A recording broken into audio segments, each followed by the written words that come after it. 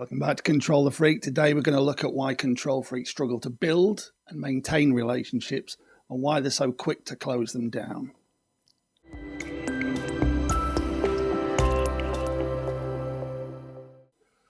If you're watching this kind of content, you'll have some experience of this. You'll know what it's like to live with a control freak. It's never easy. You're always upsetting them and you don't know how or why you've done it. And if you're a control freak and you're watching this to try and change, you're going to realise that you've got lots of relationships in your wake that you've ruined, and you might not necessarily understand why. It all comes down to that glass hula hoop thing that I was talking about. I've mentioned it many times now. The barrier that control freaks carry in their hands that they protect. You come too close to it, they'll attack. If they advance on you and you don't move out the way, they'll attack. Even if you do move out the way, they'll really attack. And if you decide that getting inside for some safety is going to help you, you're going to find out pretty quickly they're still going to attack. Working out how a control freak's mind works isn't easy, and maintaining those relationships is really, really difficult. Over the years, I've fallen out with so many people, whether it was people I don't know, acquaintances, or even friends, and it'll be for the most minor infraction.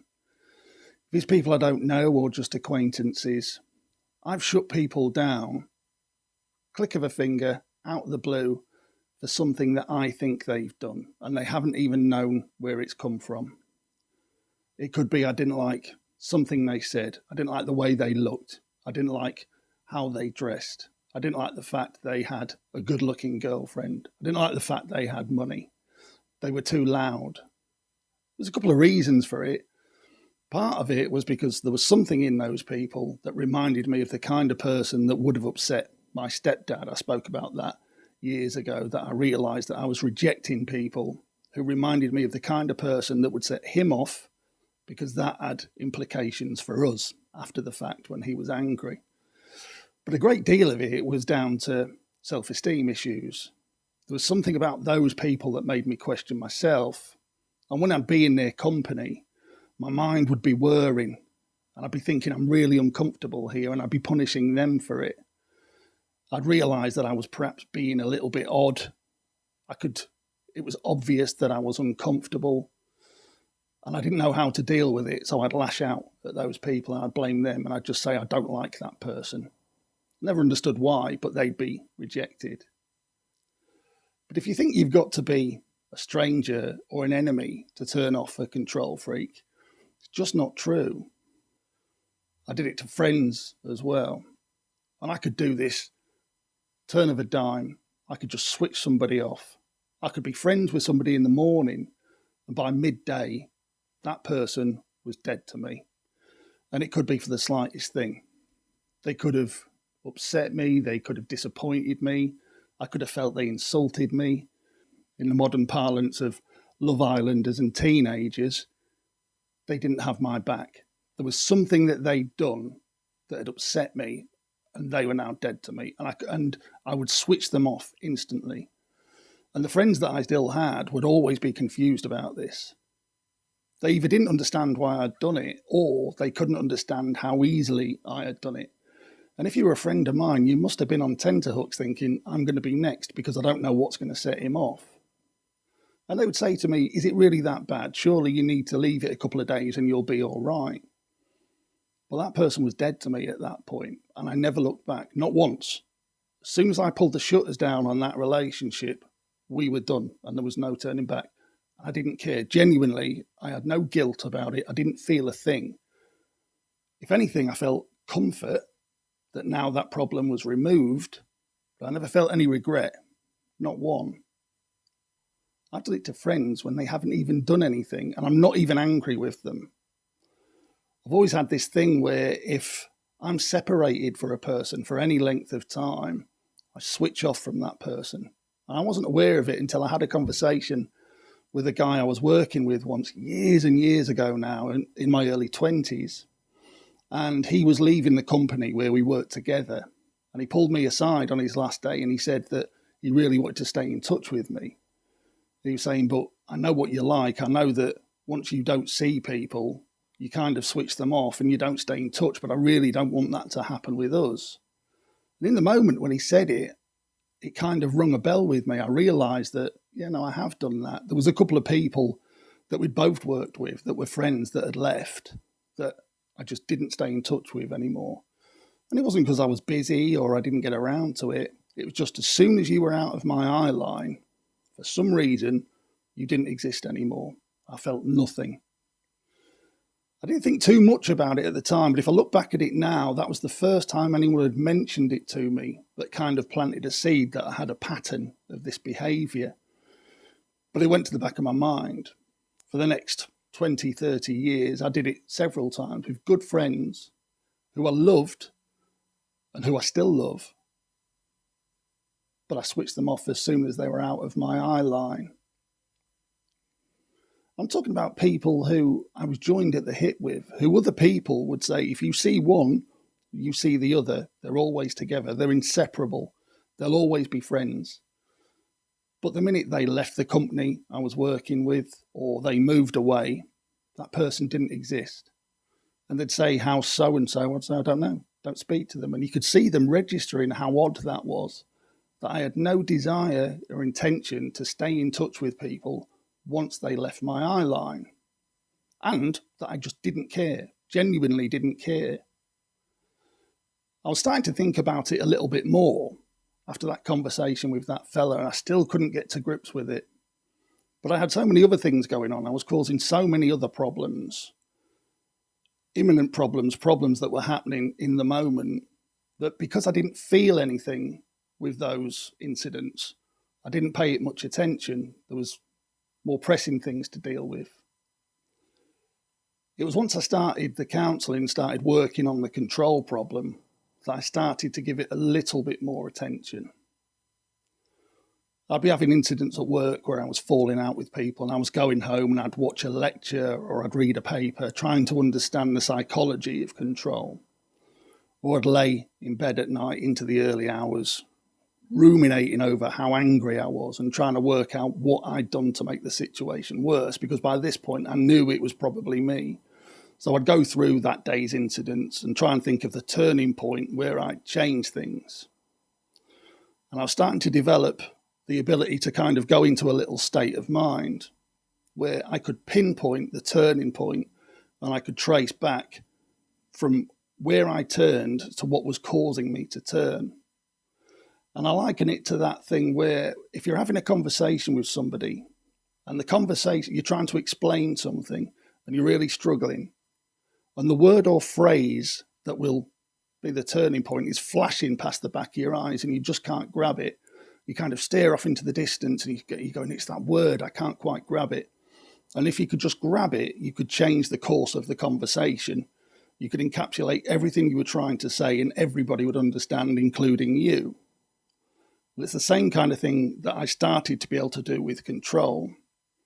I'll be able to think back to the incident, to the turning point, and I could catch the word, phrase, or trigger that was going past the back of my eyes, catch it, and work backwards as to why that was a trigger for me.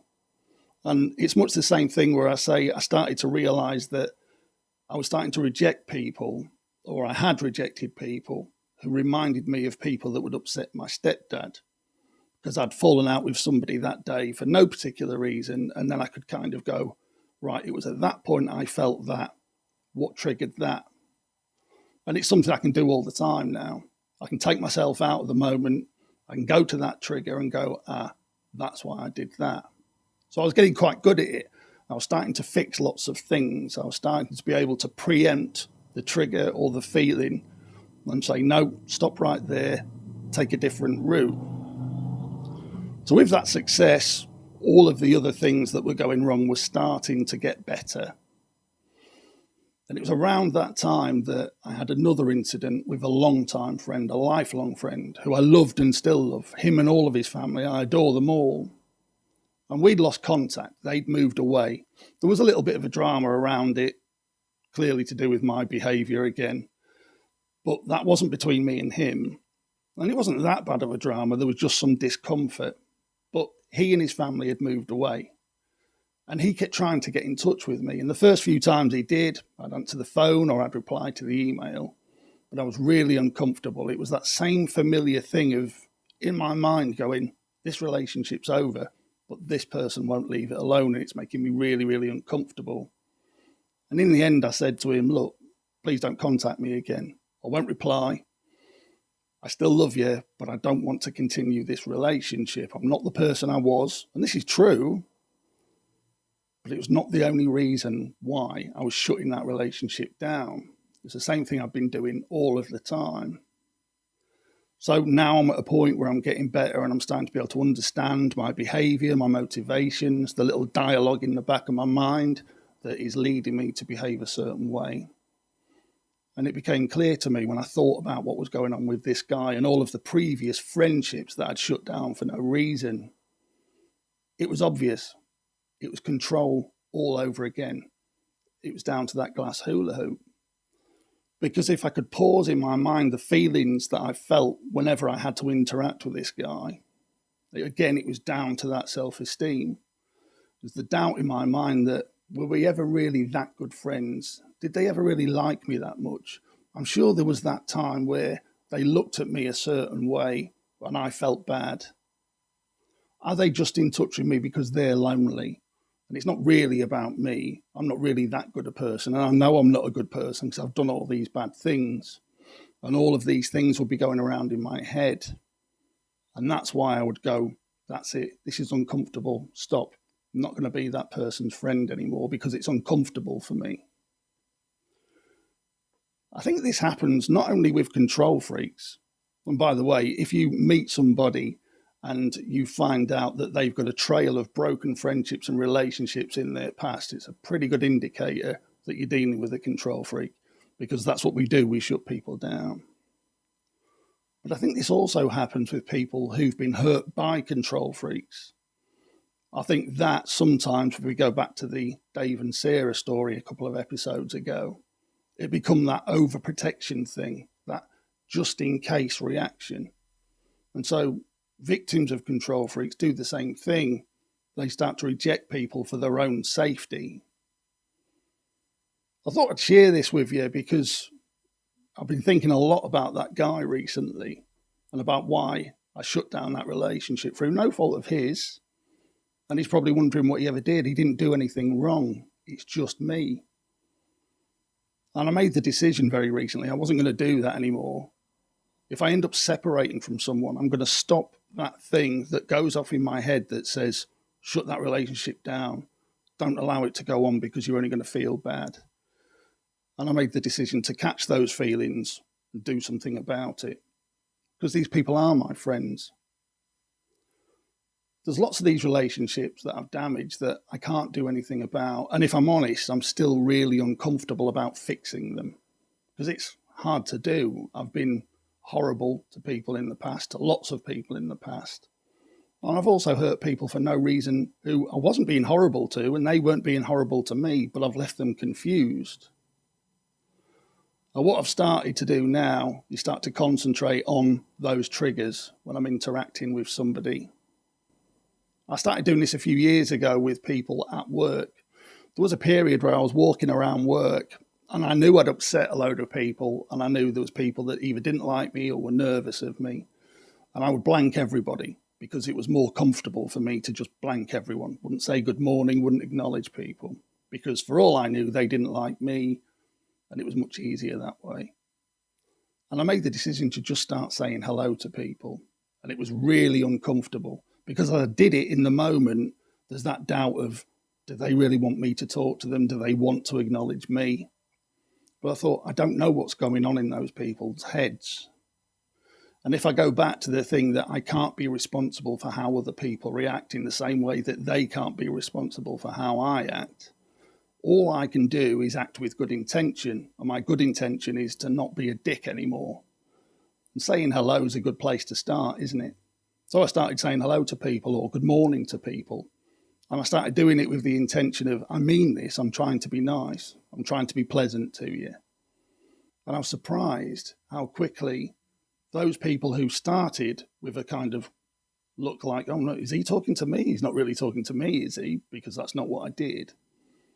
Very quickly turned into, morning, Sean. people just being nice. And they enjoyed the kind of interaction because there was nothing in it. They could see that I meant it and I was quite comfortable with myself, and that made them comfortable.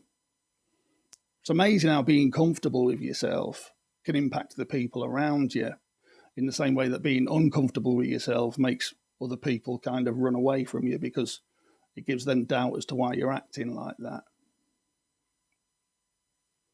Just wanted to share with you, as I say, about why control freaks ruin relationships, what's going through their heads. Whether you've been damaged by a control freak and you're starting to do that, or you're a control freak and you want to know why you're ruining all the relationships around you. It comes down to control. It comes down to that glass hula hoop. It's about protecting yourself. It's about your own self-esteem. If you want to fix your self-esteem, start being nice. It's as simple as that. Stop expecting or trying to predict reactions out of others. They are their reactions. They don't belong to you and you're not responsible for them. You just be a good person. I hope that's been some use to you. In the meantime, all this stuff down here, the usual stuff to all new subscribers and old. If you've got a story to share and you don't mind me sharing it on the channel, stick it down there, email it or put it in the comments. Or if you want to hit me up for some advice, very, very happy to help. In the meantime, I'm going to leave you with the usual. Control the freak, not other people. I'll see you next time. Behave.